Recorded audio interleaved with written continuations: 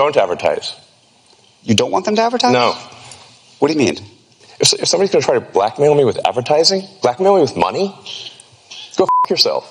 Actually, what this advertising boycott is going to do, it's going to kill the company. Hi, welcome back to Joe Blogs.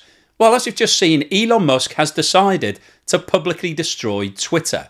Now, before I get any comments in the section below, I know that it's now called X, but I will be referring to it throughout the whole of this video as Twitter, because I think Twitter is a better name for it. X seems like a really weird name to refer to a company. And I'm surprised, actually, that he was able to get the brand X, because it's obviously only 26 letters in the alphabet.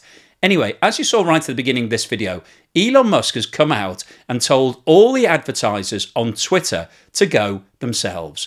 Now, this is obviously a really strange decision for the owner of Twitter to make, because the platform is entirely dependent upon advertising revenue. That is their lifeblood. That's how social media works. You set up a platform, people start using it, and then you sell space on that platform to advertisers who want to target those individuals. So turning around and saying to all of your advertisers that you're no longer interested in them using your site is business suicide. This is absolutely crazy. And in today's video, we're going to go through exactly how Elon Musk got himself into this situation. The current storm that's surrounding Twitter revolves around a tweet that Elon Musk posted in response to another post. And he was accused of being anti-Semitic, anti-Jewish.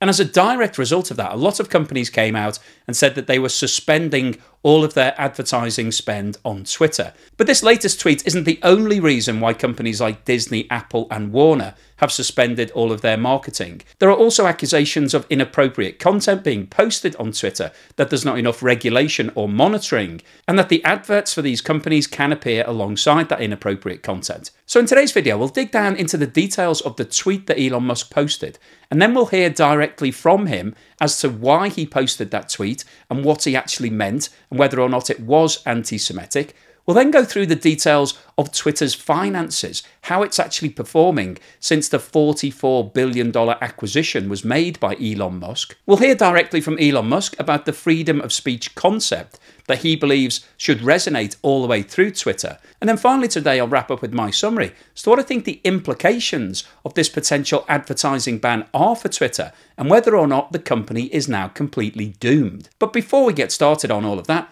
I'd like to say thank you so much to everybody that's bought me a coffee or sent me a YouTube super thanks. Really do appreciate it. And if you've signed up as a patron or a YouTube member, I genuinely appreciate your support. And if you'd like to win this little red dog here, then please watch the video at the end of today's video. However, you need to be quick because it's finishing today. There was all of the criticism. There was advertisers leaving. We talked to Bob Iger today. I hope they stop. You hope? Don't advertise. You don't want them to advertise? No. What do you mean? If somebody's going to try to blackmail me with advertising, blackmail me with money, go f yourself. But go f yourself. Is that clear? I hope it is. The billionaire is now under fire for endorsing anti-Semitism on his social media platform X. Musk reposted an anti-Jewish conspiracy theory, replying, "You have said the actual truth." The conspiracy theory appears similar to that echoed in the final written word of Robert Bowers. He killed 11 people at the Tree of Life synagogue in Pittsburgh in 2018, America's worst anti-Semitic attack. IBM, which is one of the heaviest spenders on X, was the first to pull its advertising money after his comments. Apple, which spends tens of millions of pounds a year on X, has pulled its ads too. So have Disney and Lionsgate, some of the biggest media companies in the world, now abandoning ship. It's another blow to the bottom line of X, formerly known as Twitter. It's now worth less than half of what it was when Musk took over last year. We're seeing really big marquee advertisers like IBM pulling their ads from the platform. That is sort of, the last pillar that is keeping this company afloat. And it is particularly dire right now as, again, they're trying to rebuild that trust and rebuild their relationship with advertisers who have already been skeptical for the past year. Musk's comments caused anger even in the White House, a spokesman calling the conspiracy theory a hideous lie at any time, let alone 1 month after the deadliest day for the Jewish people since the Holocaust. But Musk and X were remaining unapologetic. In a statement, a spokesperson saying, X wants partners who share our goal to protect freedom of speech and will work with us to protect it in full. Stand with X to protect free speech. But if its biggest advertisers keep pulling their money, there may not be any X left to defend at all. Of all the posts I've done on the platform, I think there might be 30,000 or something like that. Right. Once in a while, I will say something foolish. And I have. And I would certainly put that comment, that you said the actual truth, among perhaps one of the most foolish, if not the most foolish thing I've ever done on the platform. And I did do my best to clarify afterwards that, I certainly do not mean anything anti-Semitic in that. The nature of the criticism was simply that the Jewish people have been persecuted for thousands of years. There is a natural affinity, therefore, for persecuted groups. This has led to the funding of organizations that essentially promote any persecuted group or any group with the perception of persecution. This includes radical Islamic groups. Everyone here has seen the massive demonstrations for Hamas in every major city in the West. That should be jarring. Well, a number of those organizations received funding from prominent people in the Jewish community. Right. They didn't expect that to happen. But if you generically, right, without condition, sort of fund, if you fund persecuted groups, in general, some of those persecuted groups, unfortunately, want your annihilation. And what I meant by that, when I subsequently clarified, is that it's unwise to fund organizations that support groups that want your annihilation. More woes for Twitter as owner Elon Musk says the company has lost half of its ad revenue. That, combined with a heavy debt load, mean Twitter's cash flow remains negative. Musk bought the social media platform for $44 billion in October and proceeded to go on a cost-cutting spree, laying off thousands of employees and cutting cloud service bills. Musk said back in March he expected Twitter to reach cash flow positive by June. But on Sunday, he acknowledged that hadn't happened. It is unclear what time frame Musk was referring to by the 50% drop in ad revenue. But since he took over, Twitter has been criticised for lax content moderation, leading to an exodus of many advertisers who did not want their ads appearing next to inappropriate content. Musk's hiring of Linda Yaccarino, the former head of advertising at NBC Universal, signalled that ad sales remain a priority for the site. Yaccarino started work as CEO in early June and has told investors the site plans to focus on video, creator and commerce partnerships.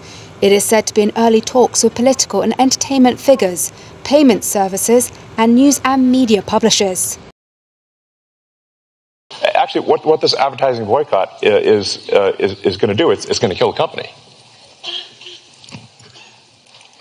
And do you think that and the whole world will know that those advertisers killed the company, and we will document it in great detail. But those advertisers, I imagine, are going to say, we didn't kill the company. Oh yeah. They're going to say, tell it to Earth. But they're going to say, Elon, that you killed the company because you said these things, and that they were inappropriate things, and that they didn't feel comfortable on the platform, right? That's what they're going to say. And let's see how Earth responds to that. So, this goes back to... We'll both make our cases, right, and we'll see what the outcome is. What are the economics of that for you? I mean, you have enormous resources, so you can actually keep this company going for a very long time. Would you keep it going for a long time if there was no advertising? I mean, if the company fails, because of an advertiser boycott. It will fail because of an advertiser boycott. And that will be what bankrupted the company, and that's what everybody on Earth will know. And it'll be gone because of an advertiser boycott. But you recognize that some of those people are going to say that they didn't feel comfortable on the platform. And I just wonder and ask you and think about that for a second. Tell it to the judge. But the judge is going to be... the judge is the public. And you think that the public is going to say that Disney is making a mistake? Yes. And they're going to boycott Disney? They already are. This goes to actually the interesting of power and leverage. Let the chips fall where they may. Let the chips fall where they may. The aspiration for X is to be the global town square. Now, if you were to walk down to, let's say, Times Square, right? Do you occasionally hear people saying crazy things? Yes, but they're not. But they don't have the megaphone, right? And that's the conundrum. Right? No, they can only say it to the 50 or 100 people that are standing there in Times Square. They don't have a mega. I mean, look, the joke I used to make about old Twitter was it was like giving everyone in the psych ward a megaphone. You know, I'm aware that things can get promoted that are negative beyond the sort of circle of somebody simply screaming crazy things in Times Square, which happens all the time. It's pretty rare for something, frankly, that is hateful to be promoted. It's not that it never happens, but it's fairly rare. I have no problem being hated, by the way. I hear hate you. Away. Well, I think it's a real weakness to want to be liked. A real weakness. I do not have that. So I will certainly not pander. And Jonathan, like, the only reason I'm here is because you are a friend. First of all, I'm Andrew, but... yeah, sorry. It's okay. Second of all, we've known each other for a very long time. Andrew Sorkin. Yes. And... listen. You know... what I'm trying to illustrate is that sometimes I say the wrong thing. Tesla has done more to help the environment than all other companies combined. It would be fair to say that, therefore, as a leader of the company, I've done more for the environment than everyone else, any single human on Earth. You said, my mind is a storm. I don't think most people would want to be me. They may think they want to be me, but they don't know. They don't understand. What did you mean by that? What was your mind being a storm? And I think I mean, I have known you for quite some time. I think it is a bit of a storm. My mind often feels like a very wild storm. I mean, I have a fountain of ideas. I mean, I have more ideas than I can possibly execute. So I have no shortage of ideas. Innovation is not the problem. Execution is the problem. But is your storm a happy storm? No. It's not a happy storm. No. You know, I think to some degree I was born this way, and then it was amplified by a difficult childhood, frankly. But I can remember even in happy moments when I was a kid that it just feels like there's just a rage of forces in my mind constantly. So what's the summary and conclusion today? Well, I wanted to post this video because what Elon Musk has said over the course of the last week is business suicide. This is insanity. If your business is 100% dependent upon advertising revenue, and let's face it, Twitter is. I know they charge some fees for blue ticks and various other things, but realistically, the lion's share of revenue for the company is coming from advertisers. And before he bought Twitter, he knew that the company was loss-making, and so it was still on the upward swing. It needed to keep developing its relationship with advertisers, keep growing, keep getting more money. So the last thing that you want to do if you buy a company like that is turn around to your biggest source of revenue and say, go yourself, because that is insanity. That is stupidity of the highest order. And the reason that Elon Musk has done this is basically embarrassment. As you've seen in today's video, he claims that the tweet that he posted was misinterpreted. He didn't mean it to be taken in an anti-Semitic way. He's actually saying he's pro-Jewish rather than anti-Jewish. But unfortunately for him, he's been vilified in the press, and as a direct result of that, a lot of advertisers have now decided that this is the final straw. They no longer want to be associated with Twitter or X or whatever it's going to be called in the future, and so they've pulled their money out of the business. And in order to try to save face, Elon Musk has come out and said, I won't be blackmailed over this matter, so go yourselves. Now, if you take a step back from this situation and remove all of the emotion, Elon Musk has purchased a business for $44 billion. That is an incredible amount of money. And the only reason that he was in a position to do that is because of all the success that he's had with Tesla. He's officially the richest man in the world. Not in cash terms. He doesn't have all of his wealth in cash. The vast majority of it is held in shares that he owns in Tesla, which have now become hugely inflated. So he's used the increase in the value of Tesla to leverage up his position and therefore buy Twitter. So he didn't actually pay $44 billion in cash. He's managed to get the money through smoke and mirrors. And the situation that he now finds himself in is that he's effectively the spokesman for 3 different companies: Tesla, SpaceX, which is his space exploration business, which keeps blowing up rockets, and Twitter. And unfortunately, from his point of view, and also the business's point of view, he's not keeping his eye on the ball in terms of thinking like a chief executive. He's thinking like an owner who can do and say whatever he wants. And unfortunately for him, the recent tweet that he put out, which was misinterpreted in his mind, has caused him to have a lot of negative press and is now having a major damaging impact on his company. And unfortunately, from Twitter's point of view, there isn't really a plan B. There isn't another road that Twitter can go down to maintain its value of $44 billion if it's not getting any advertising revenue. And the more that this storm rages, the less likely it is that advertisers are going to change their mind and start handing over tens of millions of dollars to Twitter.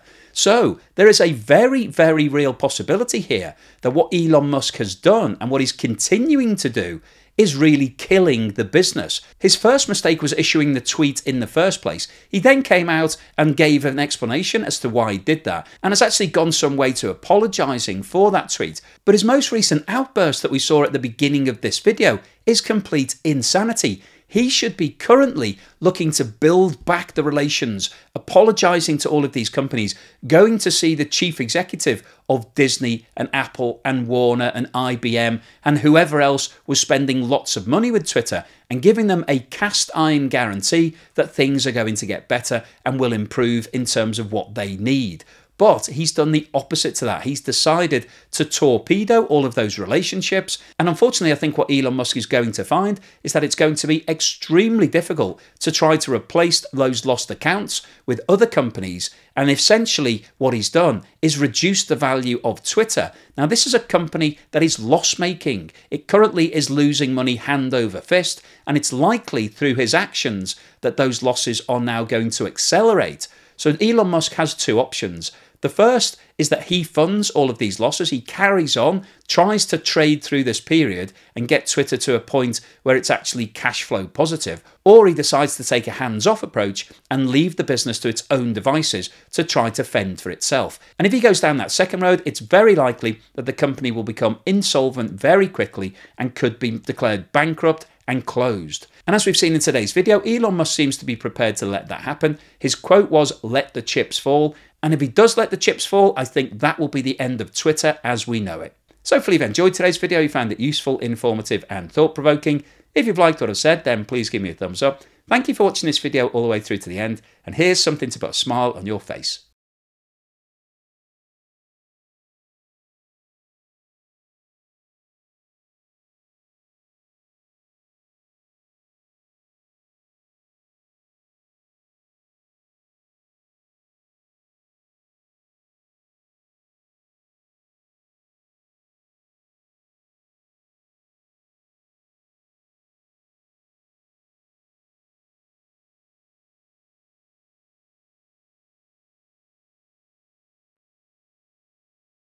I'm constantly being asked about the statues in the background of my video, and I've got some really exciting news for you. I've decided to give one of these away as a prize. This guy here, who's an electroplated resin statue of a balloon dog. And if you've been watching my channel for a while, you'll know that I once posted a video about a balloon dog called Squeaky. Now this is a really fantastic piece, really reflective, quite heavy, and would make a great addition to any home. And you can win this for just £1, which is the equivalent of around $1.30, so really affordable. So rather than buying me a coffee or sending me a YouTube super thanks, why don't you buy a ticket in the raffle that I've set up to win this? Now, to keep things above board, I've got an independent company to take the cash for me and do the draw. So everything will be entirely independent. I won't be picking the winner. It will be all at random. But I will post this to anybody in the world that wins it. There is a possibility that you might need to pay a little bit of import tax, depending on where you live and what the import duties are. But this is your opportunity to win a genuine Joe Bloggs sculpture. So buy yourself a ticket and good luck in the draw.